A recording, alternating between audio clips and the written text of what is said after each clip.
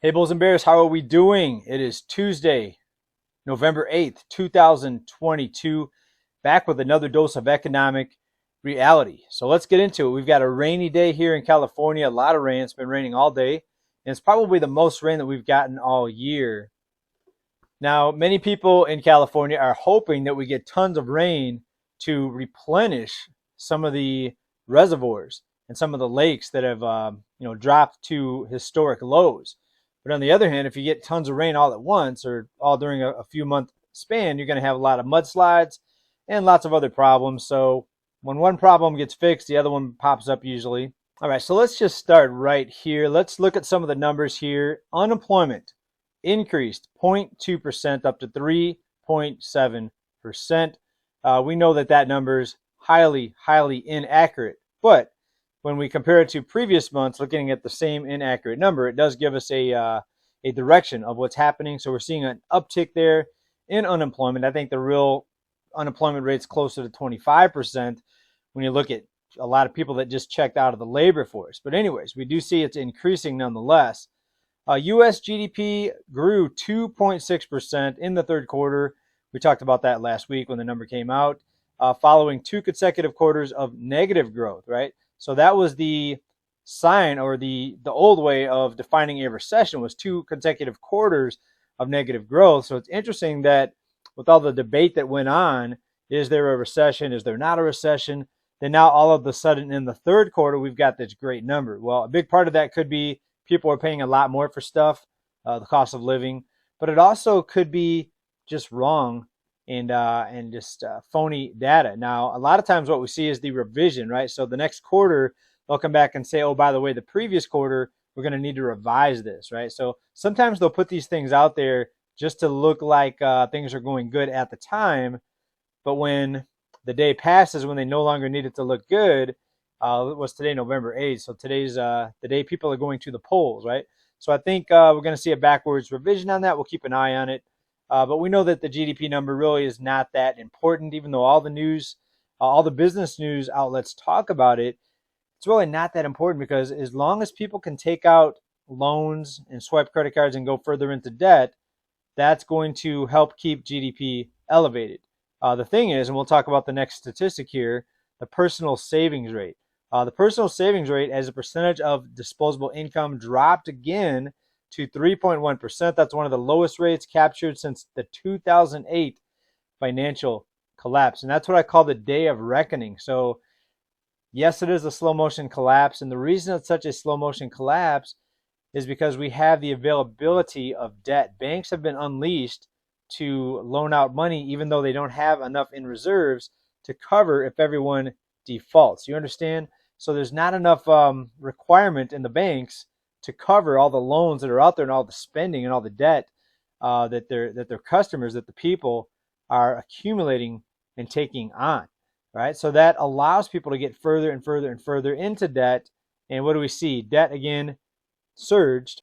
And we'll take a look at a recent headline. Credit card balances reach record $866 billion as consumers battle economic headwinds. According to TransUnion, bank card balances rose 19% year over year. So from the third quarter 2021 to this most recent third quarter, the number of credit cards went from 474 million in the third quarter 2021 to nearly 511 million in this most recent third quarter. So what's going on? Are people taking out more credit cards? Are they getting store cards and other cards and just getting more? Or is it more people forced to go into debt and use credit cards instead of spending money out of their savings or their checking account because they no longer have the cash? Well, I think it's likely a combination of both. And speaking of people taking out credit cards and specifically retail credit cards, that would be a store credit card like your Best Buy card, your Kohl's card, your Walmart credit card. Retail credit card interest rates hit a record high. So interest rates aren't at a record high in general, but these retail credit card rates are at record highs, 26.7% for the average retail credit card. So with numbers like this, with these amounts of debt, what kind of holiday spending season are we going to see? Please let me know what you think down in comments. Is it going to be abysmal? I think there's a great likelihood of that. Or will the banks just get fed endless amounts of money? That way they can keep giving out more credit cards no matter how high the debt gets. Again, please let me know down in the comments with the fractional banking and with a zero reserve requirement, and also with the completely fiat dollar that can be created in infinite amounts out of thin air. Can they just keep this going? Can they just keep on allowing more and more debt? And therefore, we're never going to see this big tsunami of credit card defaults. Please let me know what you think about that. Right. We also have several states sending out economic impact payments, or inflation rescue programs, basically is what I like to call them. They're rescue programs. All right. So when people are drowning in debt, you have the life raft of these checks, these inflation checks that get sent out. All right. But back to credit cards for a minute.